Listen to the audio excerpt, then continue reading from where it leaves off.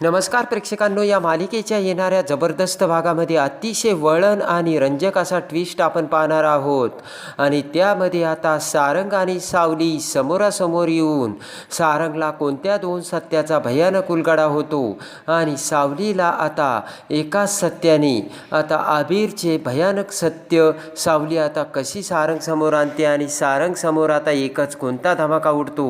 इकडे तिलोत्तमा काय करते आणि मोनिका कोणता नवीन डाव खेळते. प्रेक्षकांनो, हे सगळं या व्हिडिओमध्ये आपण बघूयात. पण त्या अगोदर जर आपण आपल्या चॅनलवर नवीन असाल आणि आपण आपल्या चॅनलला सबस्क्राईब केलं नसेल तर सगळ्यात अगोदर आपण आपल्या चॅनलला सबस्क्राईब करा, जेणेकरून प्रेक्षकांनो या मालिकेचे सगळे अपडेट सगळ्यात अगोदर आपल्याला बघायला मिळतील. चला तर व्हिडिओला सुरुवात करूयात. त्यामध्ये आता ओवीची तयारी करून सगळं काही आवरून सारंग ओवीला घेऊन आता तिथून जाऊ लागते. तेवढ्यात पाठीमागून अमृता सारंगला थांबवते. अमृता म्हणते की सारंग, अरे कुठे चाललास? तर सारंग म्हणतो की माझं एक महत्त्वाचं काम आहे, तेव्हा मी साताऱ्याला चाललो आहे. तर आता अमृता म्हणते मग ओवीलासुद्धा घेऊन चाललाय का? तेव्हा आता सारंग म्हणतो ओवीने ना एक नवीन क्लास जॉईन केला आहे, तेव्हा तिला तिथे सोडतो. तर अमृता म्हणते ठीक आहे.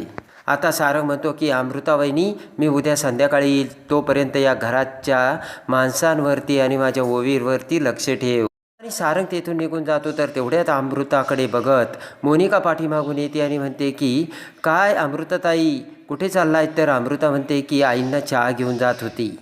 मोनिका आता तो चहाचा कप आपल्या हातात घेत म्हणते त्या इकडे, मीच घेऊन जाते. आणि तेवढ्यात तिलोत्तमा तिथे येते. मोनिका तो चहाचा कप तिलोत्तमाला देते आणि म्हणते आई, तुमच्यासाठी स्पेशल आलं घालून चहा बनवला आहे माझ्या हाताने.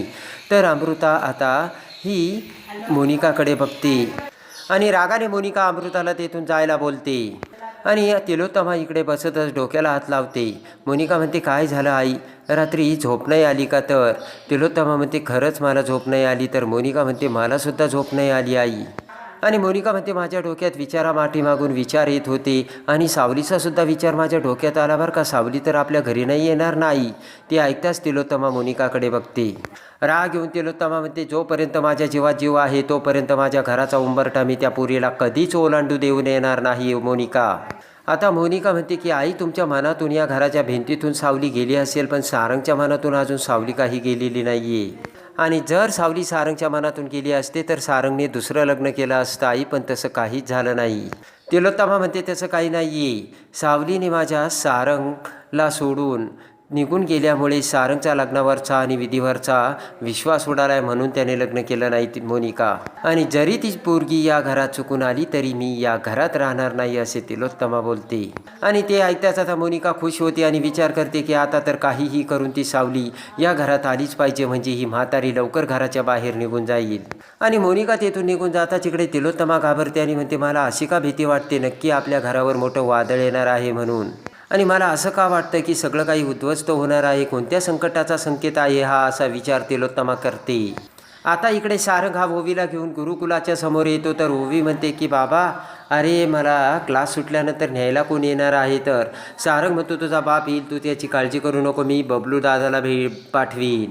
आणि एवढ्यात आता रतनचा तो माणूस सारंग आणि ओवीवरती लक्षच ठेवून तिथे उभा असतो. आणि ओवी म्हणते की माझ्या कार्यक्रमाला गाण्याच्या तू वेळेवर येशील ना बाबा? सारंग म्हणतो माझ्या लेकीचा कार्यक्रम आहे, मी वेळेवर येणार म्हणजे येणारच, तू फक्त तुझ्या गाण्यावर कॉन्सन्ट्रेट कर. आणि तेवढ्यात आता आबिर पळत तिथे येतो आणि सारंगला गुड मॉर्निंग करतो आणि म्हणतो की सुपर हिरो, आज फिरायला कुठे जायचं आहे? आता इकडे सारंग म्हणतो आबिर, आज तुला फिरता येणार नाही बरं का, माझं एक काम आहे साताऱ्याला, तेव्हा मी निघतोय. आबिर म्हणतो चालेल, पण सुपर हिरो उद्या वेळेवर यायचं आहे बरं का, आपलं काय ठरलं आहे?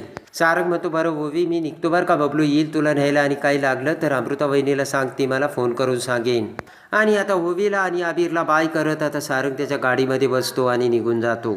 आता इकडे तिलोत्तमा विचार करते की जर मी जगन्नाथला फोन केला तर त्याला असे वाटेल तिलोत्तमा हरली आणि हतबल होऊन आपल्याला कॉल केला, आणि तसं काय मला याची खूप गरज आहे आणि त्याचा अहंकार वाढेल असा विचार तिलोत्तमा करते. तर आता तिलोत्तमा विचार करते जर माझ्या मनाला शांती हवी असेल आणि त्या सावलीचा जर पत्ता कायमचा कट करायचा असेल तेव्हा मला माझा स्वाभिमान थोडा बाजूला ठेवावा लागेल असा विचार आता तिलोत्तमाने केलेला असतो. आणि इकडे आता जगन्नाथ हा ऑफिसमध्ये काम करत असताना तिलोत्तमा तिचा मोबाईल घेऊन जगन्नाथला कॉल करते आणि तिलोत्तमाचा आलेला फोन बघून जगन्नाथ विचार करतो की तिलोत्तमाने इतक्या वर्षांनी आणि मला फोन केला, आणि असा विचार करत जगन्नाथ फोन उचलतो. बोल तिलोत्तमा, माझा नंबर सेव्ह आहे अजूनही तुझ्या मोबाईलमध्ये, या शब्दात जगन्नाथ आता फोनवर बोलतो. आता तिलोत्तमा म्हणते की जगन्नाथ ऐक, माझं एक तुझ्याशी इकडे महत्त्वाचं काम आहे, मला जरा तुझ्याशी बोलायचं आहे. आणि आता तिलोत्तमा म्हणते तुझ्या आणि माझ्या दोघांच्याही आयुष्याशी निगडीत हे आहे. तेव्हा जगन्नाथ म्हणतो मग आपण भेटूनच बोलूयात.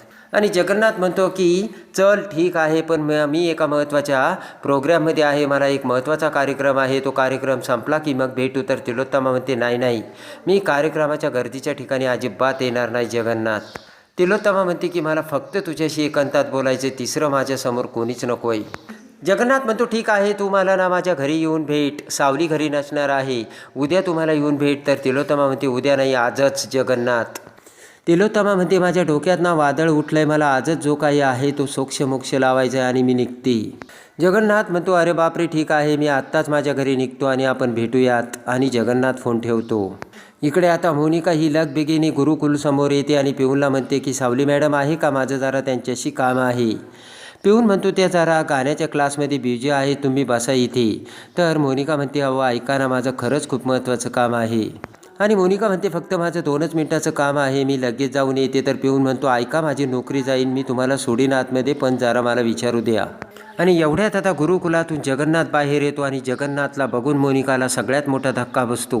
जगन्नाथने राजकुमारचा कसा गळा धरला होता आणि माझ्या गुरुकुलाकडे जर वाकडी नजर केली तर तुझा गळा कापीन आणि तुला अशा ठिकाणी गाडीन ना, तर कुणाला पत्तासुद्धा लागणार नाही. ही धमकी आता मोनिकाला आठवते आणि मोनिका म्हणते बापरे, जगन्नाथने जर मला इथे बघितलं तर मी मेलेच आणि पटकन. मोनिका पळत पळत ओट्याच्या शेजारी खाली बसून साडीचा पदर आता डोक्यावर धरून लपते आणि जगन्नाथ शेजारून तिथून निघून जातो. आणि तेवढ्यात आता टीचर ही ओवीला घेऊन तिथे येते आणि तिथेच आता सावली ही ओवीला म्हणते काय झालं ओवी. तर आता टीचर म्हणते की वॉशरूमला गेली होती आणि तिथेच पाय घसरून पडली. तर लगेच आता सावली म्हणते की ओवी बाळा, उद्या आपल्या गाण्याचा प्रोग्राम आहे, तुला माहिती आहे ना. आणि मोनिका आता आडबाजूला लपून ते सगळं ऐकते. आणि आता सावली ही ओवीला घेऊन आतमध्ये जाताच मोनिका विचार करते की घरात गाण्याला विरोध असतानासुद्धा ही पोरगी घट्ट इथे गाणं शिकायला येते आणि तीसुद्धा सावलीकडे. पण जाऊ द्या, चला यांच्यामुळे इथे येऊन मला एक गोष्ट तर कळली, उद्या यांच्या गाण्याचा प्रोग्राम आहे तर. आणि मोनिका म्हणते की आज माझा दिवस सार्थकी लागला, सारंग आज साताऱ्याला गेला आहे आणि ही ओवी आज माझ्या ताब्यात एकटी सापडणार आहे. आणि इकडे आता जगन्नाथ हा त्याच्या घरामध्ये काठी हातात घेऊन मोठ्या IT दिमाखात बसलेला असतो आणि तेवढ्यात दरवाजा उघडून तिलोत्तमा येते. तर जगन्नाथ म्हणतो ये तिलोत्तमा. तिलोत्तमा आता आतमध्ये तिकडे बघते आणि म्हणते की खूप दिवसानंतर या घरात आले, पण हे घर जसंच्या तसंच आहे, काहीच बदल नाही झालेला. जगन्नाथ म्हणतो तिलोत्तमा माणसं बदलतात पण घर त्याची जागा आणि त्याचा स्वभाव कधीच सोडत नाही. आणि समोर अलकाचा फोटो असतो. तर तिलोत्तमा म्हणते अलका बद्दल मला जर सांगितलं असतं, मला कळवायला हवं होतं, माणुसकी म्हणून तरी. आणि लगेच आता जगन्नाथ म्हणतो आयुष्यभराची सावली तुला नको होती आणि तू त्या व्यक्तीच्या वर्षश्राद्धाला आली असती का. तिलोत्तमा म्हणते की बरं जाऊ दे, मी ज्या कामासाठी आले ना ते डायरेक्टली बोलूयात. तर जगन्नाथ म्हणतो बोला, मलासुद्धा वेळ नाही आहे. इकडे आता बबलू गुरुकुलमधून ओवीला घेऊन घरी येतो. इकडे तिलोत्तमा ही उठून जगन्नाथ समोर येत म्हणते जगन्नाथ, तू राजकुमारला काय धमकी दिलीस. तर आता जगन्नाथ म्हणतो धमकी आणि त्या राजकुमारला पहिल्यापासून गैरसमज करण्याची सवय आहे. आता जगन्नाथ म्हणतो धमकी मी नाही तर धमकी त्याने दिली. तर आता तिलोत्तमा म्हणते राजकुमार माझा मुलगा आहे. तिलोत्तमा म्हणते की जर तू त्याला धमकी दिली तर ती धमकी मला दिल्यासारखी होती, एक लक्षात ठेव जगन्नाथ. आणि जगन्नाथ म्हणतो मग सावली देखील माझी मुलगी आहे आणि जर तिला कुणी आडवं गेलं तर मी काय करू शकतो ना याचा अंदाज तुला नाही आहे तिलोत्तमा. जगन्नाथ म्हणतो बरं ते जाऊ दे, तू त्याच्यासाठी इथे आलेली नाही आहे, कारण त्याच्यासाठी तू इथपर्यंत येणारच नाही, तुझ्या मनात काहीतरी वेगळं आहे ते सांग. तिलोत्तमा म्हणते की बरं ते जाऊ दे, मी त्या दिवशी गुरुकुलातून गेल्यानंतर तुझी लेक तुझ्याशी काय बोलली जगन्नाथ. आणि तिलोत्तमा बोट करत म्हणते मी तिला सक्त ताकीद देऊन गेले होते माझ्या सारंगच्या आयुष्यात आणि माझ्या घरात पुन्हा पाऊल टाकायचं नाहीस म्हणून. तिलोत्तमा म्हणते की आणि जर तिचं काही प्लॅनिंग असेल तसं तर माझ्याशी गाठ आहे जगन्नाथ. आता जगन्नाथ म्हणतो तुझ्या घरात पाऊलसुद्धा ती ठेवणार नाही, तसंही माझ्या मुलीला सोन्याच्या भिंतीचा मोह नाही आहे. तिलोत्तमा म्हणते मला ऐकून बरं वाटलं. तिलोत्तमा म्हणते पण तिच्या डोक्यात जर तसा काही प्लान असेल तर मला चालणार नाही जगन्नाथ. आणि तिलोत्तमा म्हणते की जर असं घडलं तर मी काय करेल ना ते मलासुद्धा सांगता येणार नाही आणि त्याला जबाबदार तू असेल जगन्नाथ. आणि जगन्नाथ म्हणतो की मी तुला एक सत्य सांगतो तिलोत्तमा, एक दिवस तूच माझ्या लेकीला या घरातून आदराने या घरातून घेऊन जाशील. तर तिलोत्तमा म्हणते की आदराने आणि तुझ्या लेकीला या जन्मात काय पुढच्या 7 जन्मातसुद्धा हे होणार नाही जगन्नाथ. आणि तिलोत्तमा म्हणते की मी असं अजिबात करणार नाही आणि तिला न्यायला तर कधीच येणार नाही आणि तिला माझ्या घरात पाऊलही ठेवू देणार नाही. तर आता जगन्नाथ म्हणतो बघू कोण कुणाचं बोलणं खरं होतं आणि कोण हरतं. आणि आता तिलोत्तमा आणि जगन्नाथ दोघांचेही बोलणे चालू असताना तेवढ्यात आता आबीर हा घरी येतो आणि आबीरला बघताच आता इकडे आबीर आता तिलोत्तमा आणि जगन्नाथला बघतो आणि लगेच आता आबीर म्हणतो की आजोबा अहो कुठे होता तुम्ही. तर आबीरला बघून आता तिलोत्तमाला धक्का बसतो आणि तिलोत्तमा म्हणते की आता हा कोण. तर आता जगन्नाथ म्हणतो की ओळखलं नाही तिलोत्तमा, ओळखणार कशी. अगं रक्ताच्या माणसांना तू ओळखत नाही तर दुसऱ्या माणसांना काय ओळखशील. तर ते ऐकताच आता तिलोत्तमा म्हणते की जगन्नाथ तोंड सांभाळून बोल. तर लगेच आता जगन्नाथ म्हणतो की तोंड सांभाळून काय बोल, जे आहे सत्य परिस्थिती तेच मी तुला बोलतोय. आणि लगेच आता जगन्नाथने तिलोत्तमाला सांगितलेले असते की एक दिवस सावलीचा हात धरून तू सावलीला माराने तुझ्या घरी घेऊन जाशील. आणि दुसरी सत्य आता जगन्नाथने सांगितलेले असते. आणि फिरकी घेऊन जगन्नाथ तिलोत्तमाला सांगतो की जर तुझ्या रक्ताच्या माणसांना तू ओळखत नाही तिलोत्तमा, नीट बघ. आणि त्याच वेळेस आता इकडे आता तिलोत्तमा म्हणते की अच्छा म्हणजे हा सावलीचा मुलगा दिसतोय, दुसरं लग्न केलंय, त्या दुसऱ्या लग्नाचा मुलगा आहे वाटतं. तर जगन्नाथ म्हणतो की अजूनही ओळखायला चुकलीस तिलोत्तमा, नीट ओळख, रक्ताच्या माणसांना ओळखत नाही. आणि रागाने तिलोत्तमा म्हणते जाऊ दे मला काय करायचं. आणि तिलोत्तमा तेथून निघून जाते. तर ज्या वेळेस आता इकडे तिलोत्तमा घरी येते त्याच वेळेस आता इकडे जगन्नाथच्या बोलण्याचा बारीक विचार करताच जगन्नाथ आपल्याला असं का म्हणाला की रक्ताच्या माणसांना ओळखत नाही, मग नक्की तो सावलीचा मुलगा आहे तरी कुणाचा, हे सत्य आता तिलोत्तमासमोर येते. तर इकडे आता मोनिका ही घरी येते आणि सारंग आता साताऱ्याला गेला असताना मोनिका ओवी समोर येते आणि म्हणते की ओवी आता तू सगळ्यांचा डोळा चुकून बंदी असताना देखील गाणं शिकायला गुरुकुलमध्ये जाते ना, आज मी तुला याची शिक्षा करणार म्हणजे करणारच. आणि ती शिक्षा मी तुला देणार आणि ती शिक्षा म्हणजे आज दिवसभर मी तुला कोंडून ठेवणार.